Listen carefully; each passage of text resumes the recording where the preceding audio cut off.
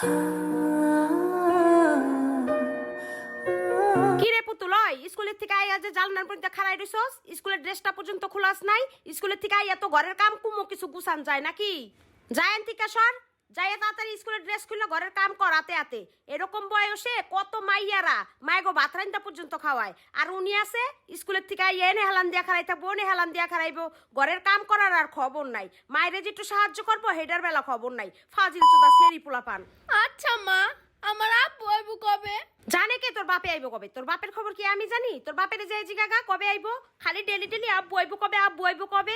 যা তাড়াতাড়ি প্লেটে ভাত বাইরা থইছি, গিল্লা আমারে উদ্ধার করো। ভাত কয়টা গিল্লা ঘরের কাম করো, গড্ডা ঝাড়ু দাও, গজাও দৌড় দাও। আজকে যদি আমার আব্বু প্রবাসে না থেকে দেশে থাকতো, তাহলে আমার আম্মু কি আমার লগে এরকম ব্যবহার করতে পারতো? আমারে কাম করাইতে পারতো? ঠিকই আমার আব্বু আমার আম্মুরে কইতো। এই আমার মেয়ের লগে এভাবে জুড়ে কথা কইবা না। এটা আমার একমাত্র রাজকন্যা, ঠিক আছে? ও ঘরের কোনো কাজ করব না। আমার মেয়ে পায়ের উপরে পাও তুলে খাইবো আর অর্ডার করব। তোমরা সবাই ওর দাসী, ঠিক আছে? আব্বু গো, তুমি কবে আইবা? তাড়াতাড়ি আসো। তোমারে ছাড়া আমি অসহায়। তুমি ছাড়া আমারে কেউ ভালোবাসে না।